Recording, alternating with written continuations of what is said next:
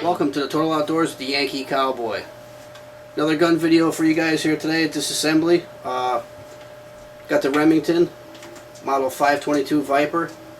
I recently gave it to my son. I've owned this gun for years and never done a formal cleaning or disassembly for that matter. So we're going to put it on the bench in the vise and we're going to jump into a disassembly video. Okay, first things first is we're going to safety check it. So we'll pull the magazine out. Pull the bolt back, nothing in there, everything's good, it's all safe, there ain't nothing happening. I do want to point out too that the magazine, this also comes apart. You'll flip it over, slide this end cap off, and hold your finger over because there's a spring in here. See the spring?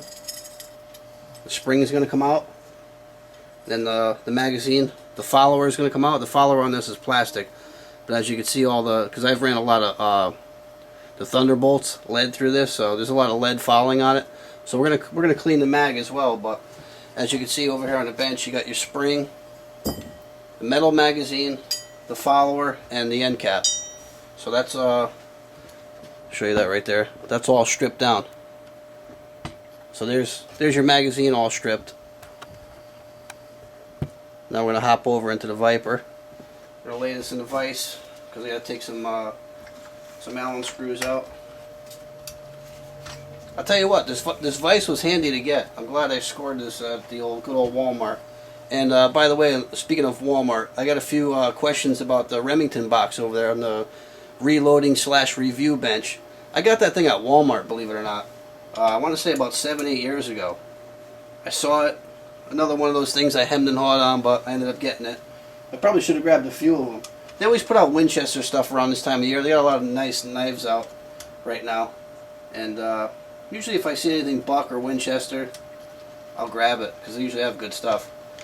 Alright, I'm babbling here. You got two screws on the bottom of this, on the bottom of the stock. The rear one near the pistol grip is going to be a longer screw. And then the one up front by where your magazine goes in is going to be a shorter screw. So you always want to know, long and short screws, where everything goes so you don't get screwed up. Of course, filming stuff when you do it is always good, taking pictures. I work on motorcycles and stuff, so whenever I do something, I'll take a lot of digital pictures in case I forget. Let's face it, life calls, we get pulled away on something else, you go back into the garage, you're like, shit, how did I take that apart? So it's always good to do stuff like that. Alright, we're going to take this out of the vise. Now, what you got to make sure of is your safety is it can't be on, otherwise you won't be able to slide this whole trigger assembly right up and out through the top with the barrel. So you're going to apply a little pressure and it's going to pop right out. There you go. There's your receiver and your barrel. Okay, that's out. I'm going to take the stock and just throw it in the vise so it's out of the way. Now what you're going to want to do is take this and flip it upside down on the scope rail, and you're going to pull up and back, and this is going to slide out. Now here's an important little feature here. There's a red spring and a black spring, and if you were to slide the spring off, both springs off, don't be worried because the rod here is black, so the black one goes there and the red one goes there, and these come out. Here's where it gets tricky. Now if you take these out to clean them, you better make sure you know which side is which, because that isn't labeled. And I don't have a manual, but I will say this, they're only going to fit in one side, so it's okay. See, the red one's not going to fit in the other side, so don't get frantic if you have one of these and you take it apart, because there's really not many manuals out there. I didn't find the manual for it. But take these little plastic rods out for the spring. Those are going to need to be cleaned as well. Inside here is loaded with fouling. Like I said, I ran a lot of Thunderbolts through this, so I'm going to spray this really good, clean it, soak it. This is all polymer. There's only very few metal parts in here. This whole housing is all polymer. So I'll put that aside. Okay, got our screws. I know where those go. Now we're going to take this thing here is this pin. Once you have it loaded, it sticks out the back, so you know that it's live until you fire it. This is where your two springs go in on this. And now we're going to take this here, slide the bolt back, and it's just like an auto loader on a shotgun. Pulls right out.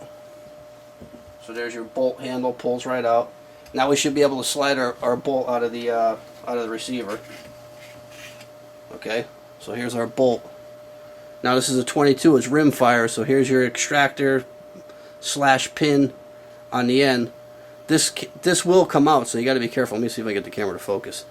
That little extractor will pop out. There's a spring and a little metal dowel in there, because I did take this apart before I did the video, so I don't look foolish, and I did lose the damn thing. I had to look around for it for about an hour. But this rifle is filthy. But I just wanted to do a quick stripping of it, you know, just a quick takedown. These two parts are metal. I don't know the exact name for them because, like I said, there's no formal, I can't find any literature online for it. But I'd imagine these have something to do with the bolt cycling back and forth. And the barrel's got some rusting on it. I'm going to have to clean this up pretty good. I may end up doing another painting video. Because it's my son's gun. He's into the military stuff. I think I'm going to camo this whole polymer stock. I'm going to put it back together after I clean it. I'll take him to the range and let him shoot it again. But then I think we're going to take this home and we're going to disassemble it and we're going to do a nice paint job. We'll film that. And we'll do a nice camo job on that. Now, putting it back together, I want to do a video after I clean it on putting it back together. But, you know, hopefully you got the gist of the disassembly. It's really not hard at all. It wasn't too bad to take apart, as you've seen in the video here. Let's just let's go over a few parts. I'm going to take the camera and I'll scan over a few parts and show you a few different things on it. Okay, guys, here's the receiver.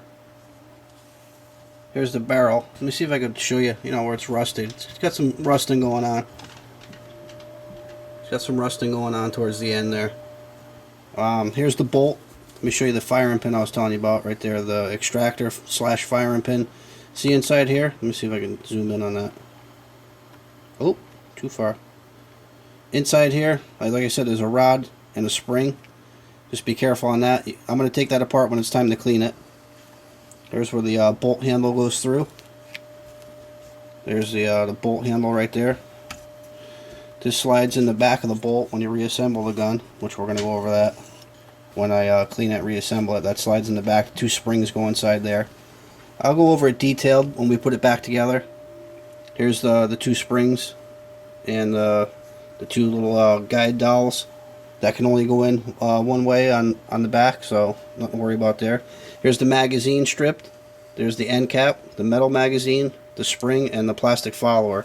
Which, let me see all the fouling on there? A lot of lead fouling. There's a lot of lead inside the magazine. And here's the trigger group. Here's where those 2 plastic dowels go. One slides in on one side. See, it's not fitting on that side. So, you know that the black one, see that? The black one goes on that side. Goes right in. And then the black spring is going to slide over that.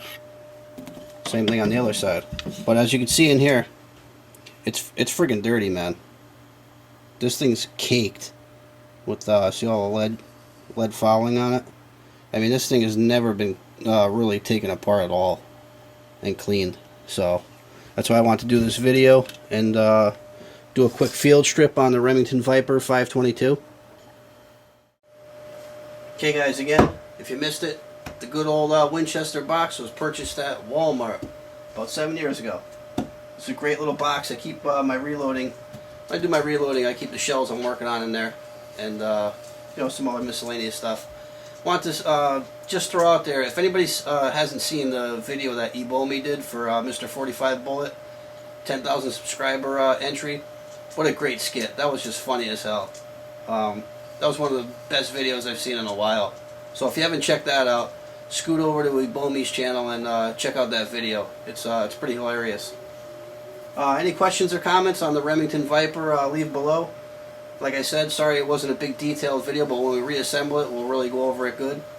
And as always, thanks for watching The Total Outdoors with the Yankee Cowboy.